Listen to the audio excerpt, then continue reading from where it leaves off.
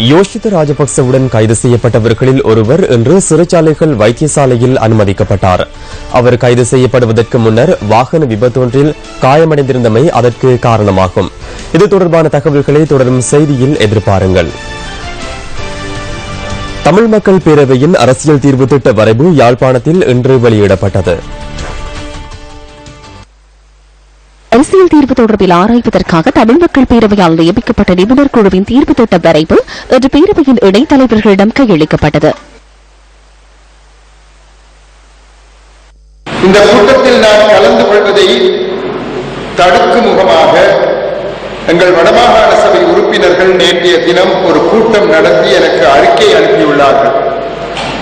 தமிழ் தேசிய கூட்டமைப்பின் தலைவர் திரு ரா சம்பந்தன் அவர்கள் மக்கள் மட்டத்திலே அரசியல் ரீதியான சிந்தனைகளை ஏற்படுத்தி அரசியல் யாப்பு பற்றிய தமது கருத்துக்களை மக்கள் எடுத்துக் கூற வழியமைப்பது வரவேற்கத்தக்கதே என்று கூறிய பின்னர் கூட எமது மதிப்புக்கும் அன்புக்கும் பாத்திரமான சிலர் சேர்ந்து இப்பேற்பட்ட தடுப்பு நடவடிக்கைகளில் ஈடுபடுவது விந்தையாக இருக்கின்றது.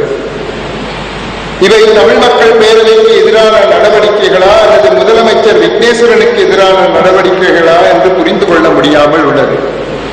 தமிழ் தேசிய கூட்டமைப்பின் பேராதரவாளர்கள் பலர் தமிழ் மக்கள் பேரவையில் அங்கம் வகிக்கின்றார்கள் என்பதை இவர்கள் அறியவில்லையோ என்று எண்ண வேண்டியிருக்கின்றது. மக்களுக்காக கட்சிகள் இருக்கின்றனவே ஒழிய கட்சிக்காக மக்கள் இருக்க முடியாது. உண்மையில் தமிழ் தேசிய கூட்டமைப்பும் மத்திய சகல கட்சிகளும் சேர்ந்து தமிழ் மக்கள் பேரவையை ஊக்குவிக்க வேண்டுமே ஒழிய எதிர்ப்பை தெரிவிக்க கூடாது. இன்றைய காலகட்டத்தில் அரசாங்கம் ஐக்கிய நாடுகள் சபையில் வலியுறுத்தல்களுக்கு கட்டுப்பட்டு திணறிக் கொண்டிருக்கின்றது. அரசாங்கத்தினுள் பிளவுகள் ஏற்பட தொடங்கியுள்ளன. இந்த நிலையில் எதை தந்தாலும் தாருங்கள், நாங்கள் அதை ஏற்றுக்கொள்வோம் என்ற மனோபக்குவம் எங்களிடம் இருப்பது சரியென்று எனக்கு படவில்லை. இதேவேளை தமிழ் மக்கள் பேரவையின் அரசியல் தீர்வு திட்ட வரைவு தொடர்பில் அதன் உறுப்பினர்கள் ஊடகங்களுக்கு இதன்போது விளக்கம் அளித்தனர். தமிழரை பொறுத்தவரையிலே சமஷ்டி என்ற வார்த்தையை பாவிக்காமல் நாங்கள் இந்த தீர்வு யோசனைகளை தயாரிக்கலாமா என்ற ஒரு கேள்வி நமக்கு முன் இருந்தது. அது சம்பந்தமாக நாங்கள் தீவிரமாக ஆராய்ந்து ஏகமனதாக ஒரு முடிவுக்கு வருகின்றோம். சமஷ்டி என்ற வார்த்தை குறிப்பிடப்பட வேண்டும். சமஷ்டி என்ற ஆட்சி முறைமையின் அடிப்படையில் மட்டும்தான் இலங்கை தீவு ஒரு ஒன்றாக ஒரு நாடாக எதிர்காலத்தில் இருக்கலாம் என்ற ஒரு விடயத்தை நாங்கள் மிக தெளிவாக இந்த தீர்வு திட்டத்தில் கூறியிருக்கின்றோம்.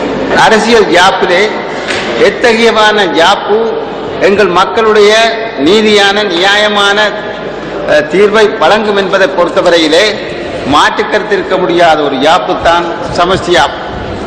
இதற்கு முன்னர் நாங்கள் பிரிந்து செல்வதை விட சமஷ்டி அடிப்படையிலே வருகின்ற இந்த யாப்பு எல்லோரையும் இணைத்து சம பங்காளிகளாக ஆக்குகின்ற ஒரு தன்மையை கொடுக்கக்கூடிய யாப்பு. காங்கிரஸ் கட்சி எப்பொழுது துவங்கினதோ 1951ஆம் ஆண்டுகளிலிருந்து அவர்கள் ஒரு சமஷ்டி அரசியல் அமைப்பு முறையை வலியுறுத்தி வந்திருக்கின்றார்கள். ஆனால் அந்த சமஷ்டி அரசியல் அமைப்பு முறையையும் இலங்கை அரசாங்கம் எதுவும் ஏற்றுக்கொள்ளவில்லை. அந்த நிலையில் இருந்துதான் நாங்கள் தமிழீழத்தை கோரிக்கையாக முன்வைத்து போராடியவர்கள் இன்று ஒரு விடயத்தை பட்டவர்த்தனமாக தெளிவுபடுத்தியிருக்கிறார்கள். அவர்கள் தமிழீழம் என்ற கோரிக்கையை விடுத்து ஒன்றுபட்ட இலங்கைக்குள் தீர்வை காண்பதற்கான ஒரு சமஷ்டி அரசியல் அமைப்பு முறையிலான தீர்வு எம்மால் வைக்கப்பட்டிருக்கின்றது. ஆகவே இலங்கை அரசாங்கம் அதனை உணர வேண்டும். அதாவது இந்த தீர்மானம் என்பது தமிழ் தனிநாட்டுக்காக லட்சக்கணக்கான மக்கள் உயிரை துறந்திருந்தும் தியாகம் பண்ணதற்கு பிற்பாடும் இன்று ஒன்றுபட்ட நாட்டுக்குள் ஒரு தீர்வுக்காக அந்த தீர்வு என்பது சமஷ்டி அரசியல் அமைப்பு முறையில் ஆனதாக இருக்க வேண்டும் என்பதை வலியுறுத்தித்தான் நாங்கள் இந்த தீர்வு திட்டத்தை தயார் செய்திருக்கிறோம்.